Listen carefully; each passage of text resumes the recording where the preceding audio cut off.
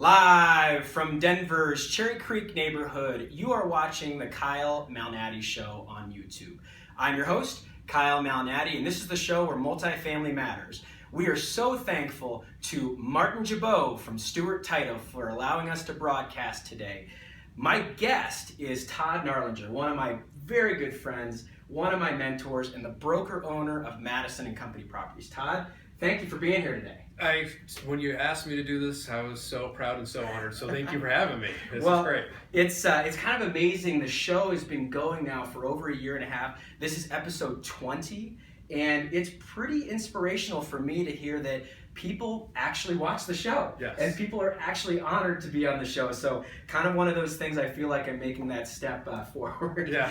So Todd, a little bit about Todd. Here's the reason why he's on the show. Todd is a multifamily owner. He's a multifamily developer. He's been a condo converter. He's a realtor. He's done fix and flips. This guy should be on HGTV. So what we'd love to start with, and we always start with this question, is Todd, how did you get started in the business? And then how did you become familiar with multifamily investing? So 1995, graduated from CU Boulder, degree in marketing and international logistics. And I was supposed to go work for Coors Brewery. My dad was a realtor. Okay. My dad was a realtor of Perry & Butler real estate down here in Denver. Didn't know what I was going to do, became his assistant. Nice. And so he said, go find a real job while you're my assistant. I'll give you the time to go do whatever you need to do. Anyway, long story short, I started working with him. And after a few months, I said, I love this. It's fantastic. I said, Dad, I want to get into this full time. So fast forward a couple of years, in 1997, this is how I kind of got into the fix and flip investment side. Michael Tura came back from Oregon, and he said, hey, I'm working for this quality lecture company. Let's do some fixer-uppers. And Michael's a good friend of yours. Michael's a good friend of mine, college, and a good friend from college, and also part business owner with me at Madison Company.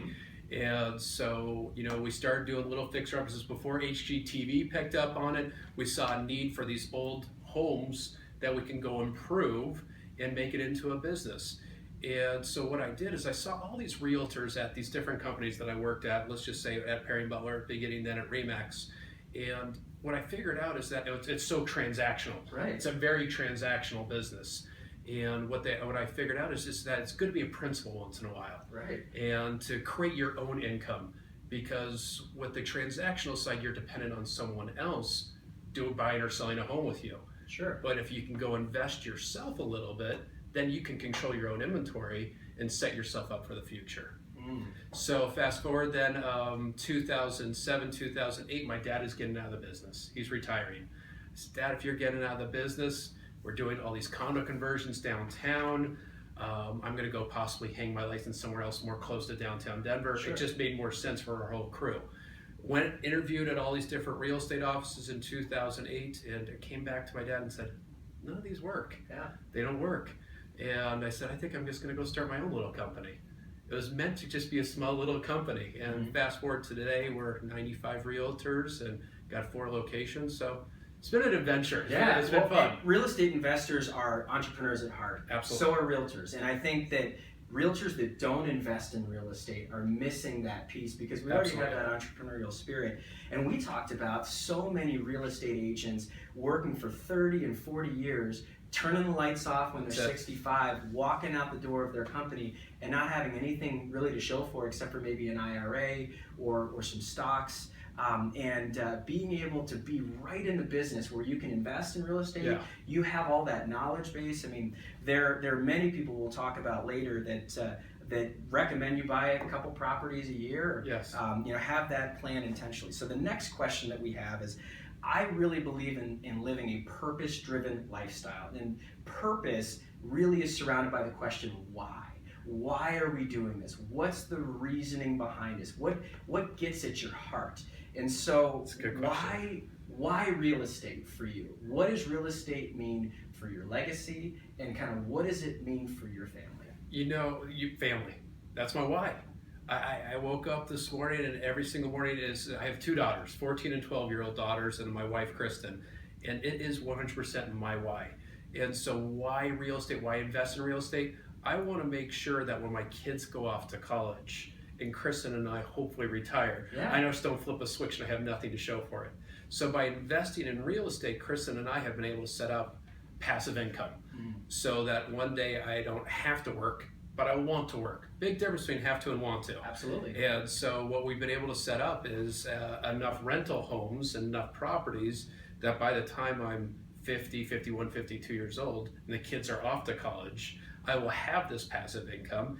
And then furthermore, when the girls get married, they want their first home, whatever it is, I could take one of these rental homes and set them up with that income, or I could actually sell one of them and just give that to them, and we don't have to worry about it. Yeah. And stress. No one likes to talk about this part of life, but we're all going to die. And you know what? Right. The estate planning aspect and having your children have that legacy that Todd and Kristen have put together, and they don't start from ground zero. They get a chance to stand on your shoulders. That's right. And they get a chance to actually live through your experiences and build up further. And our last guest, Blue Family Development, is very much that way. They've had generational real estate owners in their family, and they get the benefit of being able to plug into that.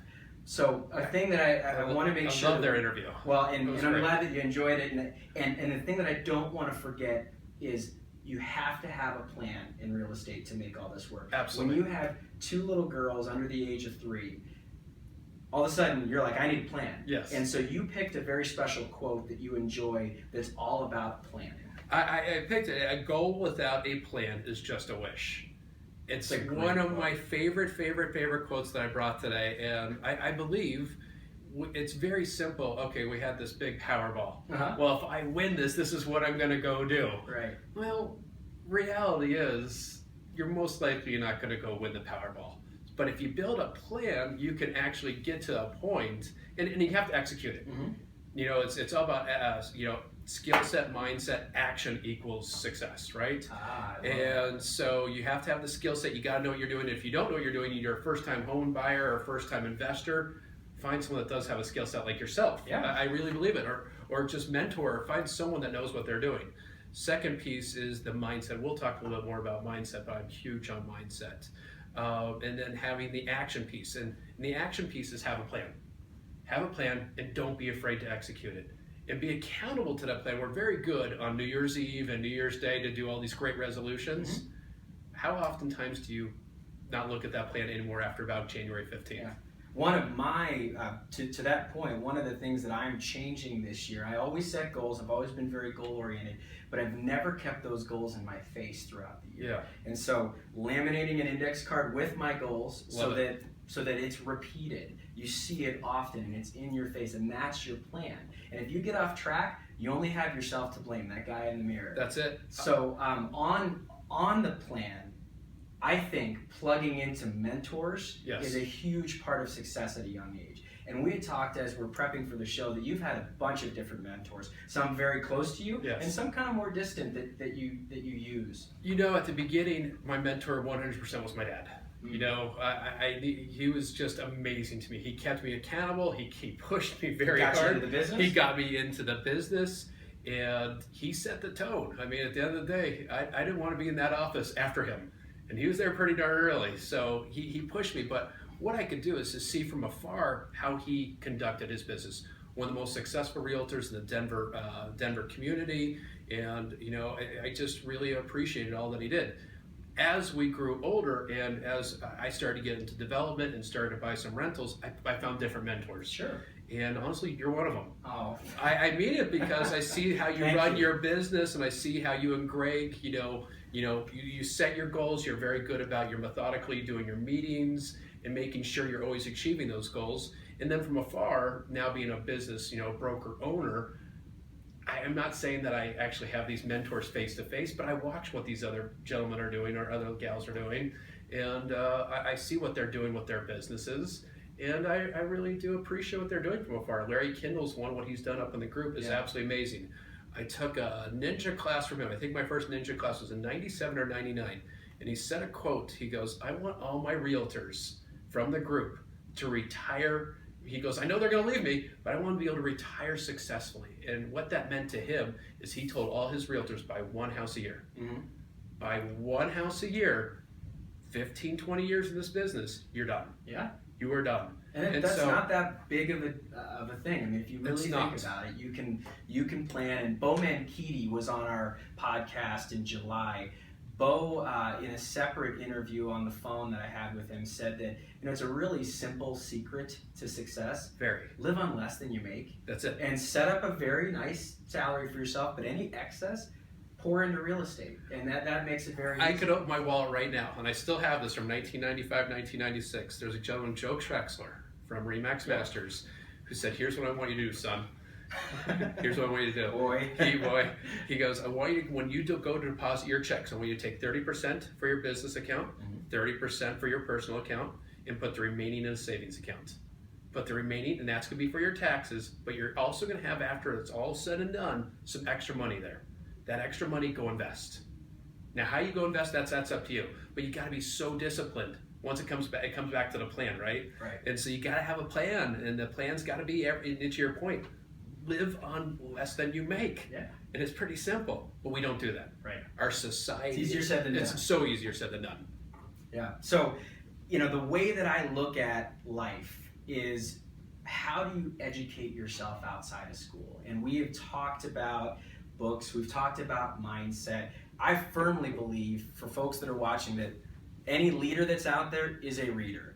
A lot of leaders read one nonfiction book a month. Yeah. So what is your favorite nonfiction book, or what are your couple of favorite books that you'd love to share with the audience? So here's how I, with kids, kids. Yeah. It's busy. So and by the end of the night, I'm just exhausted. So here's the deal: is that our family's goal is we take 1 week a quarter off. Wow. So that could be spring break. There'll be summer. Important. Every 12 weeks we take 1 week off. This will be during the holiday break. This will be fall break, and 1 week during the summer. That's when I do my reading. It's a way for me to recharge the battery a little bit. And my books are mostly based off of mindset. It's reflective reading. It's reflective reading. It's 100% because there's a lot of outside interferences out there right now. Okay. And when I can just get away with my family, I turn the phone off. It's off. Business is done. You do a very good job of that. That's one of the things from coming to Madison Company has been very impressive to me. That's impressed upon that point that take time with your family, take time off, completely disconnect. Be present. Yep. Be present with your family, because I think during the work week, we think we are present, but we're really not present because we got 80 other things in the back of our head. Right. And so what will happen is when I go on these vacations, my wife always laughs at me. She's like, what are you doing? Taking all these notes and doing all this stuff. And it's all about mindset. So I think that's... So what are your favorites? My favorites, so back a long time ago, Chicken Soup for a Soul. Oh, yeah. I don't know if you ever read them. Oh, yeah, absolutely. They're just Millions little of copies. anecdotes and just little stories. The Go-Giver is one of my favorites. Bob Berg's book, he's great. Love The Go-Giver. And what I love about The Go-Giver, my dad's saying to me that he taught me back in 95, 96 is success through carrying it and sharing. Before I ever read The Go-Giver, my dad was always giving. And I'm like, it's interesting. But if you give, and then the last part that Bob Berg talks about is also be willing to receive. I have a problem with that. That's the hard one. Yeah. It's my hardest one is I always give. And you talk about my why. I got my why with my family, but it's also my Madison family. Yeah. I want to give them the best I can, so I'm always giving. Yeah. But I got to be willing to receive. Like when I get a handwritten note or I get a present or I get a gift, I'm like, what do I do here? Yeah. It's very neat. So that's another one. The Entrepreneur Roller Coaster by Darren Hardy is also another great book, because what I love about the Entrepreneur Roller Coaster, opening my own firm in 2008, I don't know what I was thinking. Yeah. But well, you're learning as you go. You learn as you go, and that's the thing is that investing in real estate is a roller coaster. But over time, it's not. Yes. Over time, it is very smooth, very consistent. I'm the tortoise, not the hare. I'm a marathon runner, not a sprinter. Does that, right. Oh, absolutely. And I think that's what mindset is all about, is just constantly having a great mindset every day. Everyone's going to have bad days. I went to the Colorado Real Estate Convention last year, and I think, were you there? Yeah. You were there. Sure. Marcus Luttrell spoke. And if you don't know who he is, it's the lone survivor.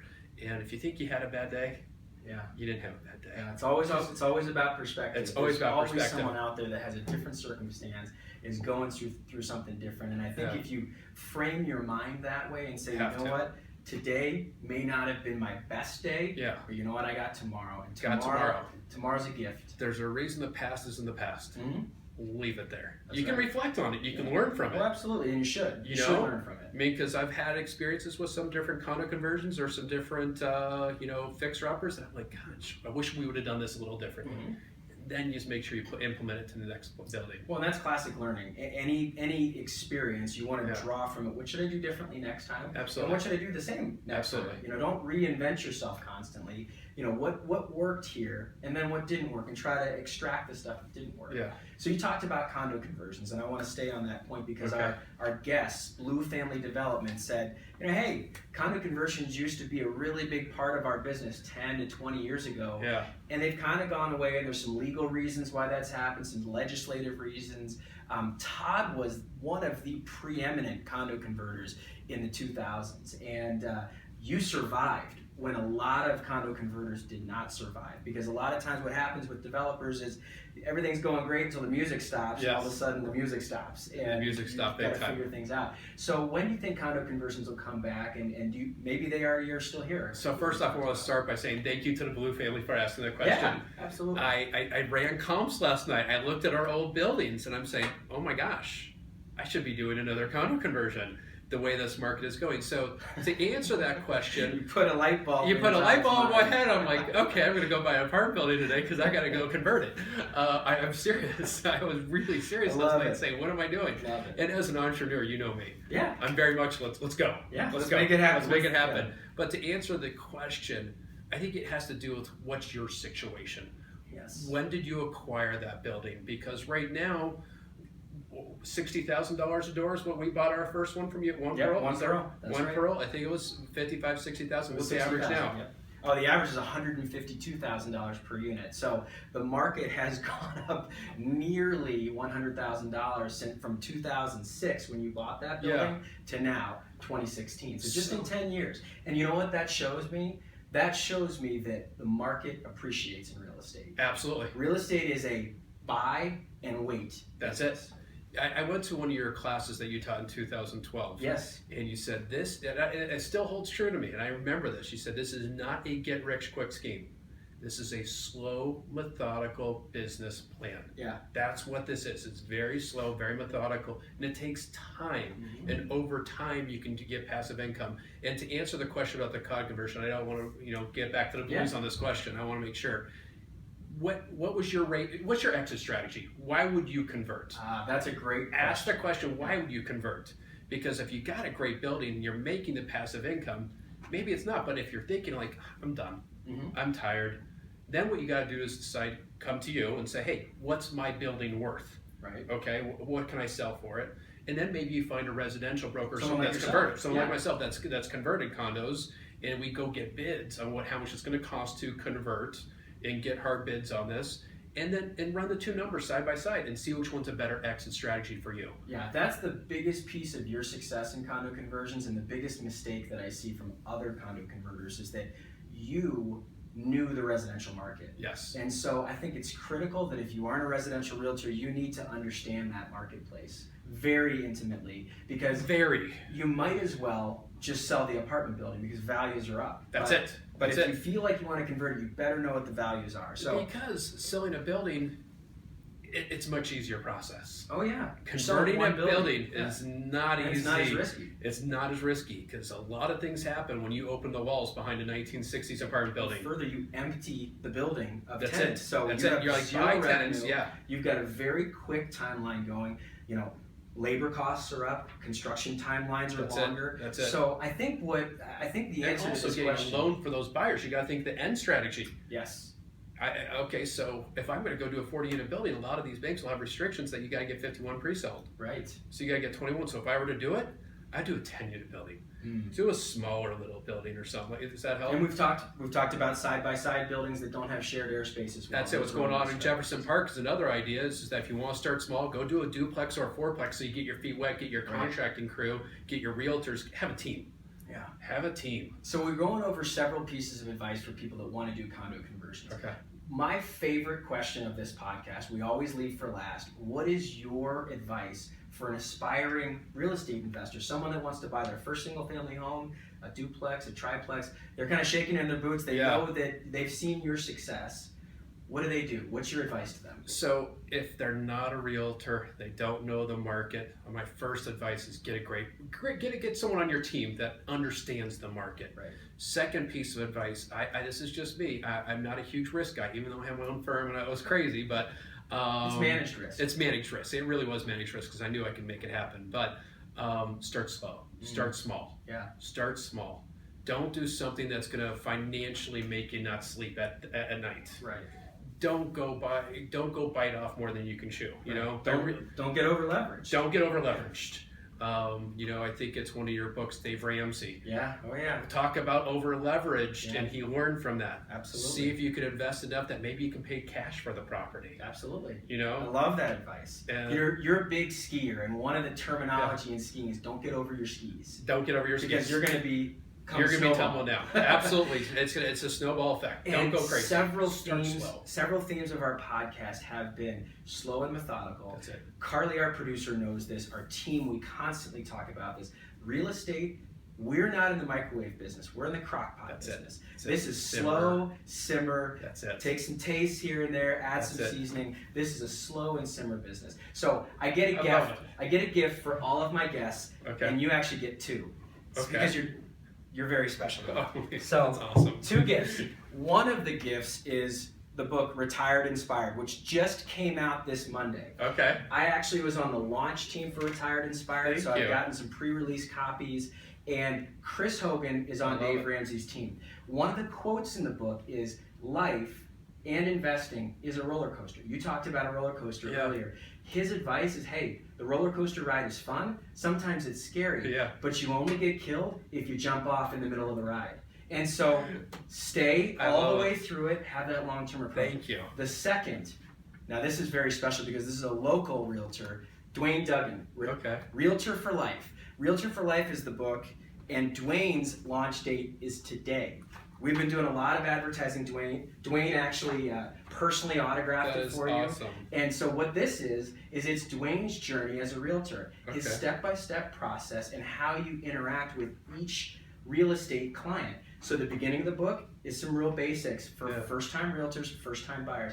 The end of the book talks about how you buy properties in a college town when your kids are going to college, how you do self-directed IRAs in real estate, how you do 1031 exchanges, how you do buying apartment buildings. So I think you'll love it because you'll reflect on your journey. I love it. Thank you so much. You're very welcome. Well, thank you for being a part of the show. As I love to say, we will see you around the neighborhood.